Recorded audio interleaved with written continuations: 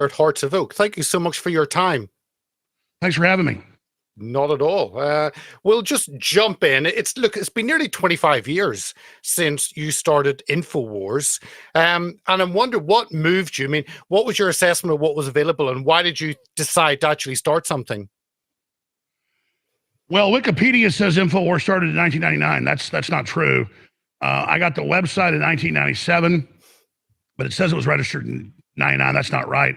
I got on air in 94 on local access TV as a guest on shows. And then I got my own show in 95 and got a local radio show in 97. I got syndicated in 98. And I was aware of what was going on in the world. I had read a lot of books about the New World Order and globalism because family had given them to me that were informed. So I was kind of fast tracked to know what was coming. And then I saw what family had warned me about when I was young, actually all over the place. So I began to research not just the books written by the John Birch Society and people like Barry Goldwater, but I started reading stuff by Anthony Sutton, who was the top archivist at Congress. Then I started actually reading the books he recommended written by the bad guys, like the Georgetown mentor and political science professor Carroll Quigley, who wrote Tragedy and Hope.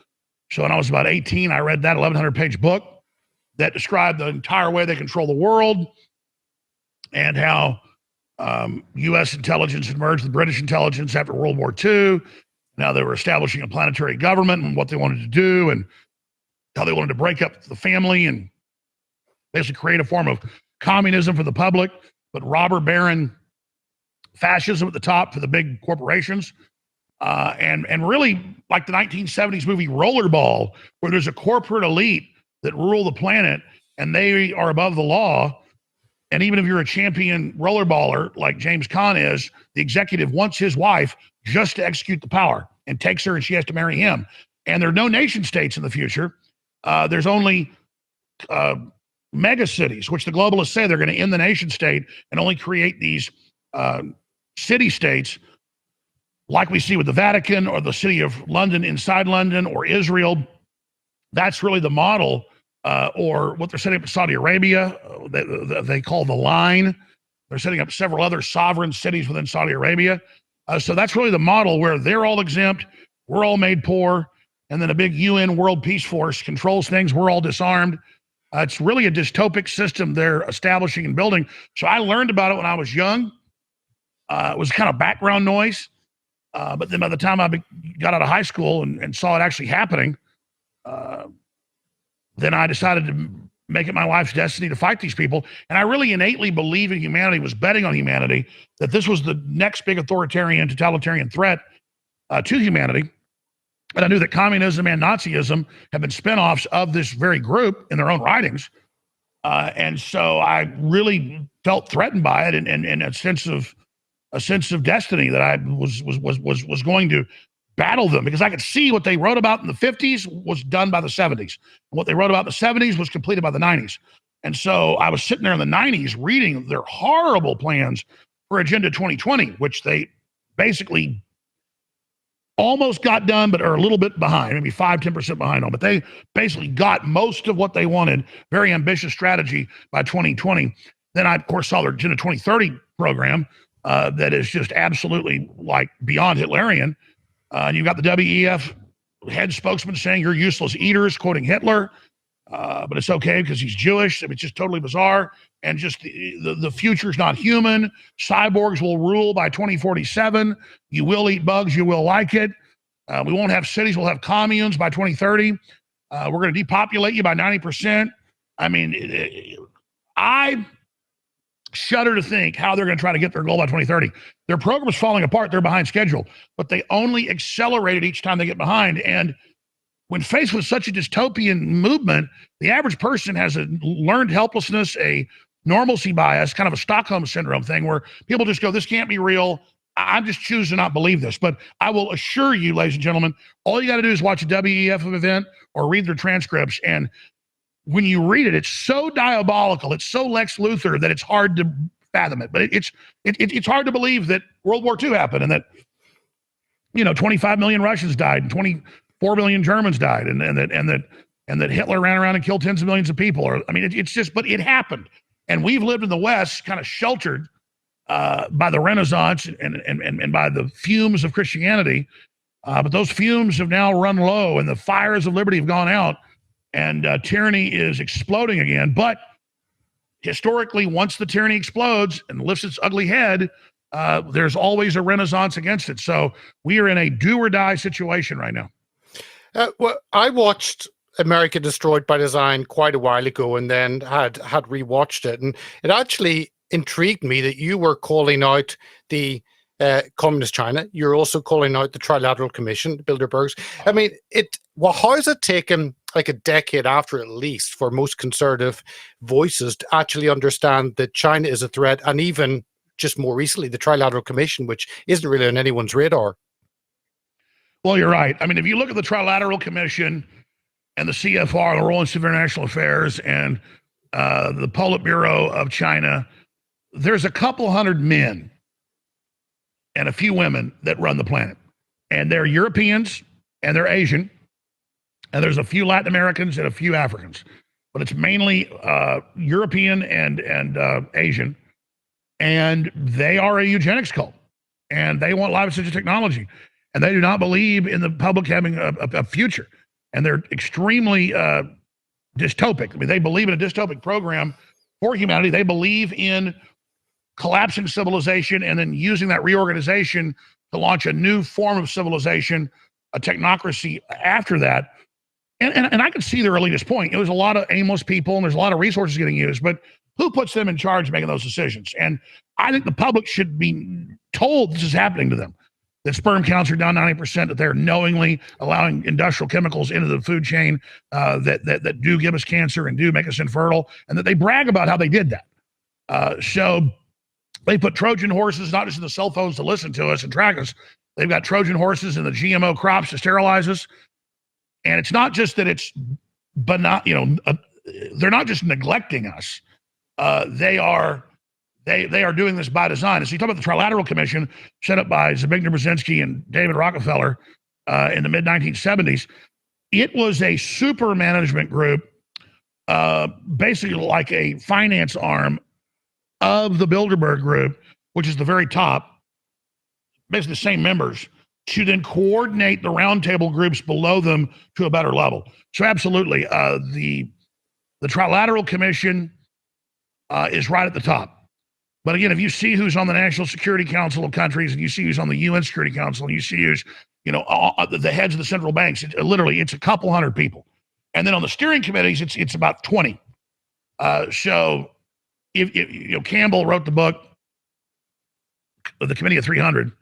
It's a Campbell. I've interviewed him many times. My brain, I'm tired today, but and that was the old name of the British East India Company corporate management. So when I talk about it being a UK-based thing, it's not an Anglophile or an Anglophobe thing. It's not the British that run it. It's not even King Charles. It's just that management system of covert corporate control with interlocking corporate directorates, then controlling government militaries, is the model and the center of the wheel of the management directive and directorate.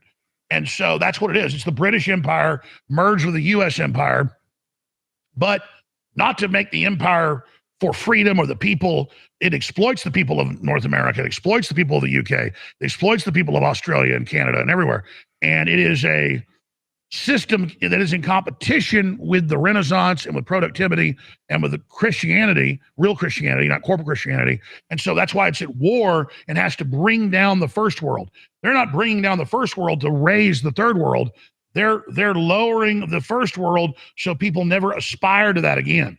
And so the third world goes down, the old world goes down, we all collapse on each other, and then the city-states will then take unto themselves high-tech breakaway civilization that only operates just like the Hunger Games books, which again is based on what they really want to build, where you have these high-tech regions, high-tech systems, and then everybody else is kept in squalor. Well, some of the organizations more recently, the WF and the WHO, they seem to be blatant in what they want to do. It's not hidden. When you were doing this 25 years ago, it was hidden. You were exposing what they didn't want to expose. Now they televise some of the WHO stuff. It is out there, and now full movement towards restricting travel with vaccine passports in the next year.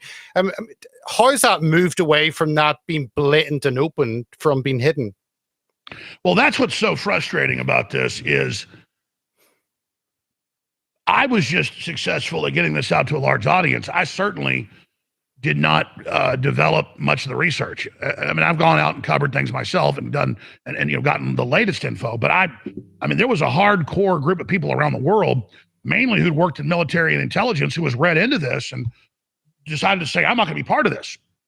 Like both sides of my family, you know, had people that were working in the military and intelligence. And that's who I first heard about all this from when I was a small child.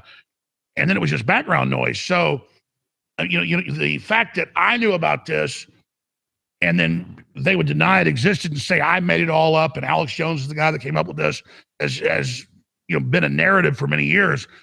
But really what's happening is there comes a point that they have to emerge. And so they're building it behind the scaffolding. You ever seen a big ship get launched? They'll have big doors or a big curtain. They're building the ship behind that. And then finally, the day to launch the ship comes and they pull back the giant curtains. And here's this huge, beautiful ship, slides off the blocks into the ocean. And then, you know, they break some champagne on the bow of it.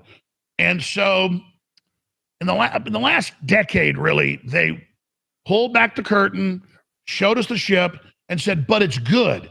So we were telling them they're building a ship behind there for tyranny. They're building world government. They're going to break up the family. They're going to cut the resources off. They're going to take your guns. They're going to feed you GMO. They're going to fry you with 5G. They're going to, so we're reading all their plans because we're behind the curtain.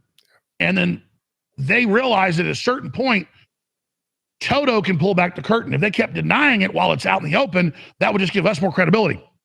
So they passed a Rubicon where they censor and attack and demonize those of us that are critical of the global government, but at the same time unveil it and roll it out as if it's something good and the answer to all the problems that they helped create. And so we've gone from the mask being on to the emergence. It's kind of like in World War II, submarines would run out of torpedoes really quick, but they had their deck gun to sink ships with. So the Germans particularly would be out there on a big mission. They already sunk a bunch of ships, already used their 10 torpedoes, but there's more ships to blow up, more ships to sink. They got to rise up and use the deck gun to sink the ships.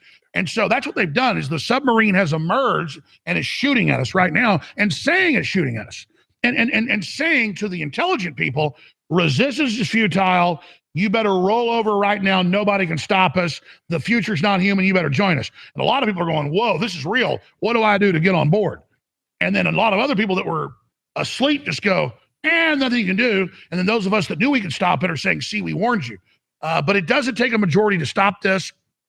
If anything, when you read Yuval Noah Harari, who's the high priest of these guys, and Ray Kurzweil and these guys, and Prince Charles is King Charles now, and Klaus Schwab. I mean, I've read their books, I've read their writings, not just their speeches. They are maniacs. I mean, we are invincible. Humans are going to live forever. We're about to be gods, but first we've got to get rid of the general public. And what we're doing is beautiful work, and we're so amazing. Yeah, Hitler had his 1,000-year Reich, and you know, look how long it lasted. So they are purposely trying to invoke mass Stockholm syndrome in us by pushing this giant utopia that really is a dystopia. So they're telling us all the dystopia happening is because we haven't submitted their plan. But you can pull back and see the dystopia is coming from them. They say global warming's why we had the virus. Not it came from a lab. And more viruses are coming because we're in the jungles. And oh my gosh, the third world because of global warming is coming here, not from 2 years of lockdowns and mass starvation and a big international Gallup poll of the migrants. I think it was 10,000 they did just a few months ago. 90-some% said, we've been locked down for years. The farms and ranches are closed. The factories are closed. There's no food. We have to come here. And the UN organized us in our respective countries to come here. So the UN turns your food off, locks you up, shuts you down, and then organizes you to then invade the first world where they're now clients of this group that's just been brought in. This has all been battle gamed, war gamed, actuaried. And if we just admit it's happening and admit it's going on and stop living in denial, we can then organize get control of local governments, then national governments, and stop this. But if we don't, it is the design collapse of all the nation states, huge wars, controlled viral releases to bring in tyranny, safe zone cities that are self-sufficient and locked down during viral attacks. While they're in the cities, it's wink, wink. You want to be in the city because you can even be in a rural place. They're going to fly over with a drone and nerve gas you and say it was, the virus. And I mean, I've seen the plans. I've seen some declassified plans they reclassified about their drone attack plans. They can fly over with synthetic opiates that kill you deader than a hammer, that dissipate, in just a week or so. And so it's only going to be people that are in these compact mega cities that are going to be protected, but they themselves are going to be under an authoritarian control as well. So they're going to panic all the money to run into these compact cities, these city states, while it's road war on the outside and the rest of us get wiped out. That's their plan. Well, you've set out what we face, and in the midst of that, you have built something huge, and your name is far and wide. I mean, the only other person I know who does 4 hours a day is Steve Bannon. I mean, tell us how you've grown that through blood, sweat, and tears to be the voice of reason worldwide that it is now. I mean, has that? Yeah, tell us about that. Well, I mean, look, I've been on air since 1994, and it was all knowing this was real. Because again, they didn't make a big deal about it. They were all very humble, very polite people. But I just was so blessed to grow up, around people that my mom's dad, my grandfather, was a World War II vet and Army Air Corps, and then worked for the oil companies, but also worked with some inventors on secret weapon projects for the Pentagon. And then, like I said, his son was, high level and all this. And then my dad's side of the family, much family was like that. So I was just really, really, really, really blessed.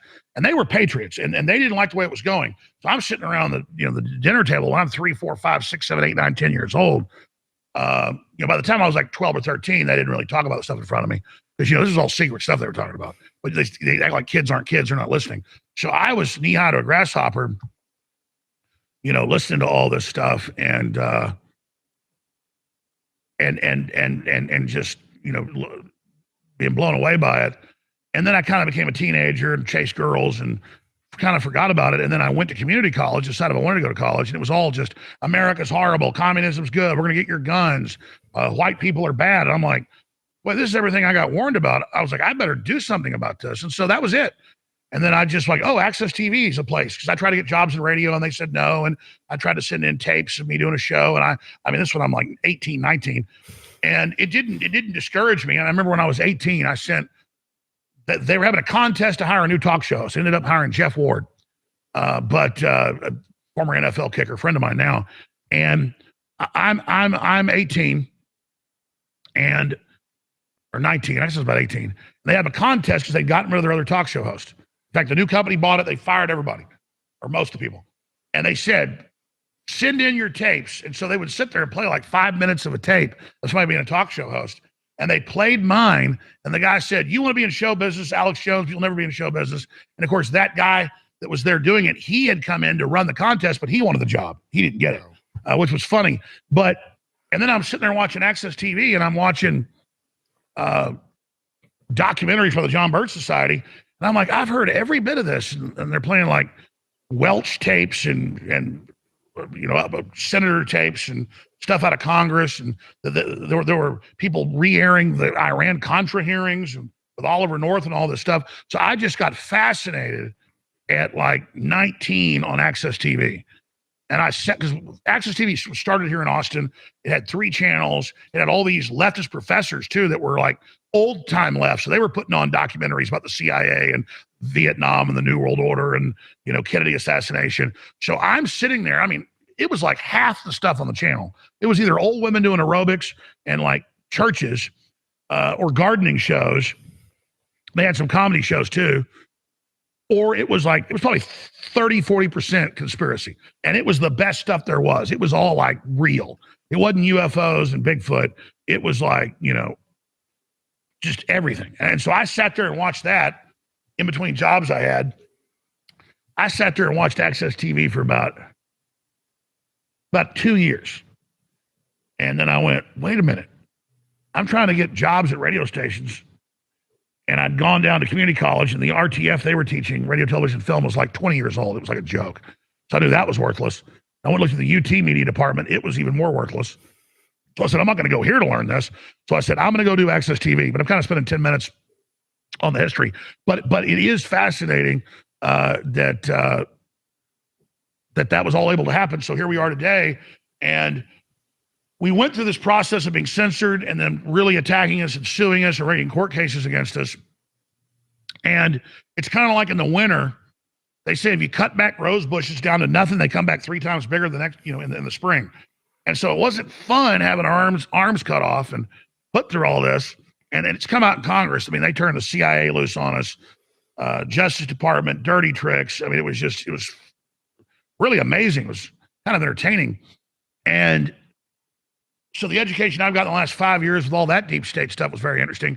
And then because we're still here, and then now everybody can see what we warned of is coming true, exactly as we said, it has really hit a zeitgeist that I don't deserve. It's not due to my intelligence or any of that, that I just was in the right place at the right time my whole life. And I see God working through me to be at this position that I'm now at. And I see any way they slice it, they're going to lose. Now, will there be a nuclear war in the process? Will a lot of us have to die? Yeah, the path we're on is very destructive. But at the end, I can assure the globalists, and I'm sure they've really studied this, there's no way they're going to survive in their bunkers while they release a bioweapon and kill everybody. And there's no way they're going to get away with a nuclear war and then survive in their bunkers. I mean, an example is Mark Zuckerberg. I was just in Kauai for 2 weeks. I rarely take off that long, but I had to. I just had to relax. And the locals and construction companies were rolling out the red carpet when I was there.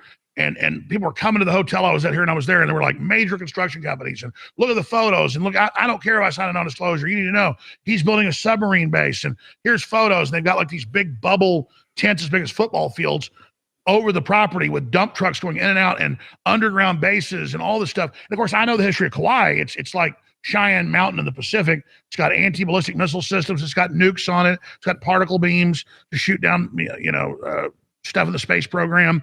I mean, and it's got a big underground mountain, and Edward Snowden was there. And, you watch the movie Snowden, he's under those mountains right there. That's what's going on. Of course, no one even really pays attention or knows it.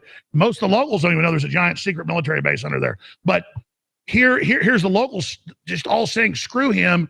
And because he tried to steal a bunch of native land and stuff, then I went and looked it up, and sure enough, he can't hide it. It's all on record. But how does he think building a big underground bunker is going to protect him if a plague gets released and it's killing, say, half the population, or if there's an end of civilization? He is a hated person.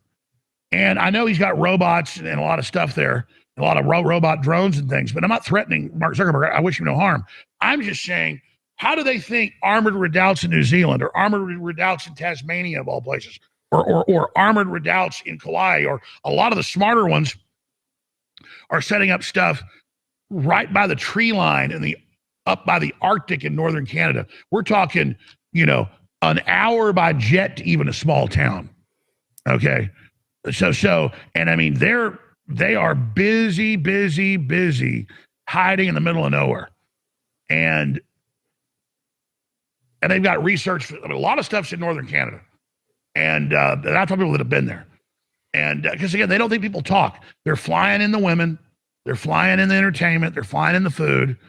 And they think, take Larry Page. He won't set foot in a country now. He's out on these big, giant yachts that owns islands, in the South Pacific, everything. I mean, I was told this by one of his deputy directors 16, 17 years ago. I talked about it on air at the time for James Cameron. And they're like, why James Cameron is out finding Titanic stuff and has these fleets of big ships. And he lives in New Zealand now. He knows what's coming, the collapse of civilization, whether it's engineered or not. And the only safe place they think will be out on ships. Well, that's why they had big articles out this week about floating cities for the elites and, in the future. So they've sucked things dry, dumbed people down, cut off resources, and now have put themselves in a trap of thinking they're going to be in control of this collapse. And they even think it's too late now. So if Elon Musk has done anything, he believes he can turn it around. Whether he's for them or not, or whether he's an opportunist, or whether he sees they're weak and wants to be the savior like Trump does, whatever's really in his heart, whether he's Satan's champion or not, as he said he was on Halloween, the issue is he's saying we need to have 2.2 kids. We need fossil fuels to even make these electric cars. Once you stop promoting fuel exploration, there won't be enough fuel to make the jump into the new technologies, which the actuaries are there. So he's being very honest, and I think it kind of pearls before swine with the establishment itself, because they've already decided stuff's dystopic, and they've already decided to try to ride this tiger. But if you really pull back, they're now starting to kind of go, wait, maybe we should tap the brakes a little bit on this. Maybe this isn't as controllable as we once thought. Can I just, we're finishing, can I ask you one economic point more? We're seeing the boycotts. No, I came on late. I can do 10 more minutes if you want, brother. Well, I saw the boycotts of Bud Light, of Target, of Wix. And I'm wondering, are we seeing a wake up of conservatives realizing they have economic power? What you said is absolutely true, and I should have started the whole interview saying boycotts are powerful and boycotts are powerful. Yeah. The SCGs, the UN control, the social credit score is a corporate government boycott of you and your freedom and punishing you for not behaving the way they want. But we have the power still, before they shut down the local economy, which they're trying to do, the Amish, the truck farms, the farmers markets. The journey of 1,000 miles starts with a single step, as the Chinese say. We've got to start building new economies. We've got to start building local economies. We got to go to the thrift store instead of the big box store. Doesn't mean we don't go to the big box store sometimes, but more and more supporting local communities, supporting local restaurants, local hotels, local infrastructure is absolutely critical in this fight. And so, yes, you see the SCGs, or the ESGs, both, the ESGs, with BlackRock, and BlackRock losing close to $1 trillion last year of investor and state, pension funds funding. So they pulled back last December and said, we're not going to support ESGs anymore. But then all the companies they fund by the thousands, they got more aggressive. People saw through that. So, and Larry Fink of BlackRock just said a week ago or 2 weeks ago, he said, we're going to control you with money, and ESGs are going to run your life. So we have to understand they've got their big corporate centralized power, but only the power we give them. So pull your money out of them, put it in local independent things, and then support independent media, support independent farming, support independent manufacturers, support independent mom and pops. Big box is the enemy. And obviously, if you want to fly to across the world, you got to go with a big airline. And obviously, if you want to, there's the times you're going to have to pay the tithe to the enemy. But as much as you can pull back from them, and as much as you can put pressure on the big corporations, because so many of them aren't fully controlled by the globalists. They just let the globalists dictate things because they see the globalist threat of boycotting them or harassing them or investigating them as bigger than the threat from you boycotting them. But we're seeing this, all over the place. The Dodger Stadium was going to have, and I've seen this group online. They're all over the country, where they simulate sex and urinating on the cross, and it's true black magic, rituals. That's what they do. They desecrate icons, and they were going to have this group of men saying they're, quote, women and nuns do this, and Dodger Stadium was going to have them in the halftime show or during a break do it and honor them. Instead, they waited 5 hours before the thing was open, before the gates was open, let them in to do it, and hope people didn't pay attention. But still, the boycott's massive. So that was going to be front and center. Now it's not. Target's lost tens of billions. Anheuser-Busch has lost $24 billion. But you notice, as soon as those companies were in trouble, other companies stampeded to be demonized because they want, going into the future, the best ESG scores. But yes, the boycott, who you support, and the boycott is still our ace in the hole, and people need to realize we have it, and they need to use it. On that they haven't killed you off. You talked about censorship 2018, I think it was, where every company, one after the other, just took you off, tried to remove you. I've read that you are actually appealing to a younger demographic, and it's not the traditional older conservative market, but actually your appeal is spreading. Is that a reason why they haven't managed to kill you off? That's a complex question, and I don't really have have all the answers. But here's what I know: anything that they're trying to censor, people then have a Streisand effect and want to find. So some days my shows are great, really informative. Other days, they're just okay. I mean, I'm not the end all be all, but because they tried to make me enemy number one, that had a major blowback effect on them. But because we started off on Access TV and talk radio, and because we were always having to have our own infrastructure, we had to build this. So we were one of the few groups that had an infrastructure when they got censored and shut down. And so because of that, we had a great effect. And I should remember when I do interviews to point out, a lot of folks don't know we're on air. They see clips everywhere and say, that guy's still there. And I'm getting tens of millions of views a day with clips that people decide to upload. That's really the power of the people. It's not my power. It's their power. I'm an imperfect vessel and, just delivering the information. But really, the ball is in the people's court. But Infowars.com, band.video, I'm on the air weekdays, 11 a.m. to 3 p.m. Everything's archived at band.video. It takes a lot of money to run the infrastructure, satellite uplinks, you name it. So we've got 1 foot in old media, cable TV, local radio stations, TV stations, got quite a few. We don't publish those stations because they get harassed. And then we're still on global shortwave, at least for the time being. And that has quite an audience. And then we're, on all the new platforms and all the new systems and Rumble and everywhere else. And then people understand it's a revolutionary act to go into enemy territory and take clips of the show and go put it on Twitter, Instagram, Facebook, and TikTok, you name it. And we haven't reached our peak in 2016 when we had conservatively, 50 million people a day were either tuning into the show or watching a clip.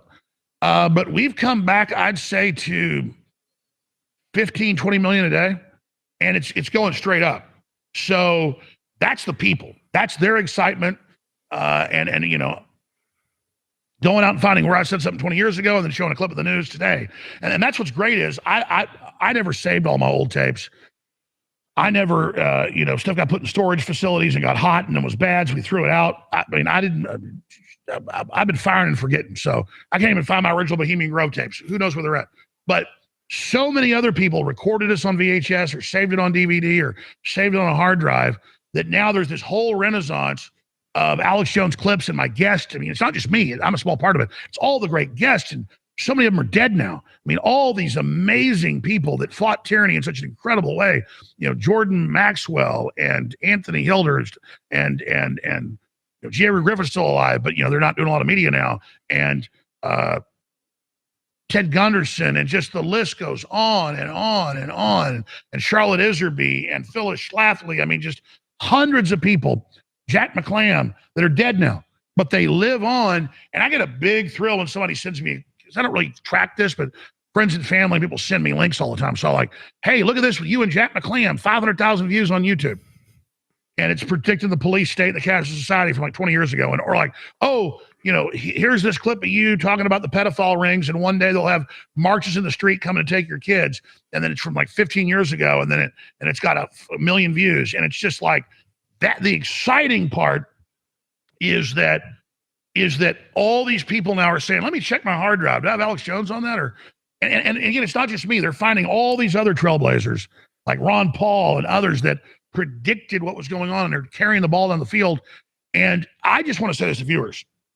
We don't want to be in a position, though, where they've released a new plague and it doesn't kill 1/10 of 1%, it kills 20%, and the power's going off, and there's troops in the street and robot drones flying around, and people go, oh my God, Alex Jones was right. I don't want people, when the total collapse comes, going, I don't want to be proven right. I want to stop Agenda 2030.